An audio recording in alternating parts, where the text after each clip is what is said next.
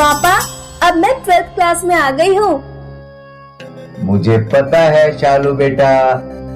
मुझे लगा आपको शायद ध्यान भी ना हो।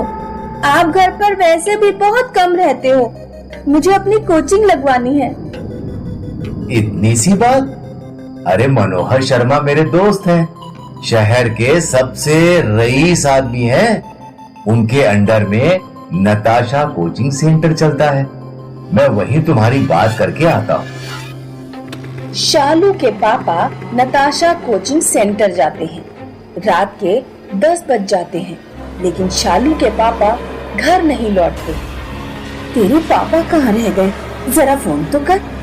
शालू फोन लगाती है। पापा फोन नहीं उठा रहे। शालू और शालू की मम्मी नताशा कोचिंग सेंटर पहुंचते हैं। वो देखते हैं कि क्लासरूम में शालू के पापा की लाश पंखे से लटकी हुई है। शालू चिल्ला पड़ती है, शालू के पापा को किसने मारा? क्या है नताशा कोचिंग सेंटर का राज?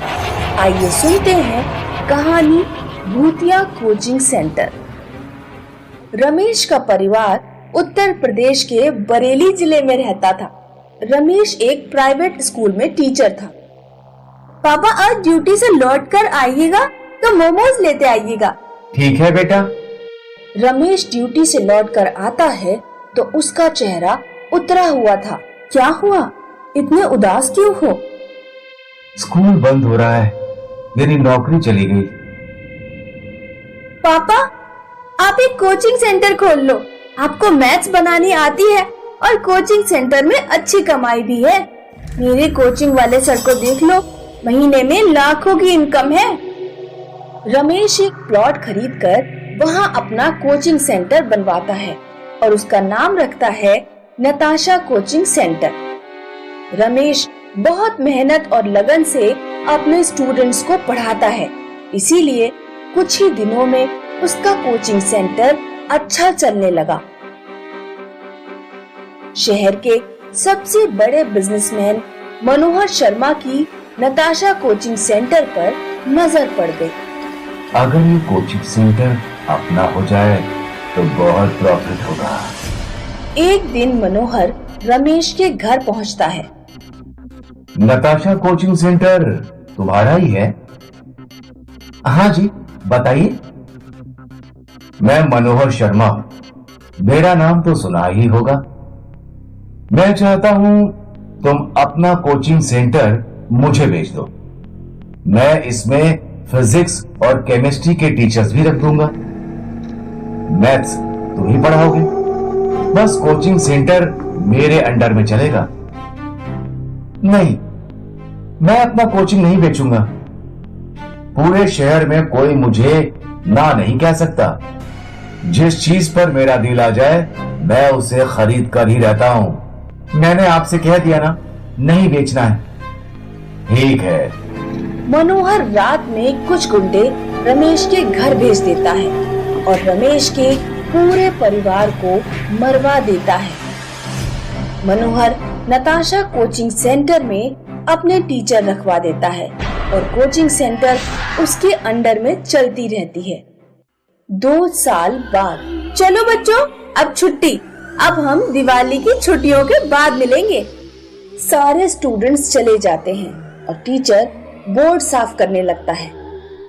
टीचर को 3 लोग बेंच पर बैठे दिखाई देते हैं। ये तीनों रमेश, रमेश की पत्नी और रमेश की बेटी के भूत थे। उनके चेहरे डरावने थे। अरे तुम लोग कौन हो? जाओ यहाँ से। तीनों आत्माएं टीचर का गला घोंटकर उसे मार देती हैं। अगले दिन मनोहर शर्मा कोचिंग पहुंचता है। सीसीटीवी चेक करो। मनोहर देखता है कि रमेश के पूरे परिवार का भूत टीचर को मार रहा है। अरे नहीं, ये तो वही तीनों लोग हैं। लगता है इनकी आत्मा भटक रही है। अगर ये सीसीटीवी फुटेज पुलिस के हाथ लग गई तो पुलिस रमेश के परिवार की हत्या की भी जांच करेगी और मुझ पर शक करेगी। इसलिए पुलिस स्टेशन जाना बेकार है। मनोहर घबरा जाता है। वो तुरंत अपने घर पहुंचकर पूरे घर में बॉडीगार्ड तैनात करवा देता है और एक तांत्रिक को बुलाकर पूजा पाठ करवाता है। वो तीनों आत्माएं मेरे पास तो नहीं आएंगी बाबा जी? नहीं, तुम निश्चिंत होकर सो जाओ। मनोहर रात में बिस्तर पर सो रहा है। अचानक उसकी आंख खुलती है तो रमेश का परिवार भयानक शक्लों में उसके सामने था। मुझसे गलती हो गई, मुझे माफ कर दो। हमारा हंसता खेलता परिवार तूने अपने लालच के चक्कर में बर्बाद कर दिया। मनोहर अपने कमरे से बाहर भागता है और अपनी कार स्टार्ट करता है। वो कार से तांत्रिक के घर की ओर भागता है। तीनों आत्माएं उसकी कार में आ जाती हैं। अब तू हमसे बचकर कहीं नहीं भाग पाएगा। मनोहर डर के मारे कार नहीं संभाल पाता और उसकी कार खाई में गिर जाती है। मनोहर मर जाता है। आज भी नताशा कोचिंग सेंटर में रमेश की आत्मा भटकती है और लोग वहां जाने से डरते हैं। आजमगढ़ के एक घर में रात में चीखने चिल्लाने की आवाजें आती थीं। बचाओ! बचाओ! बचाओ! बचाओ! बचाओ हमें! और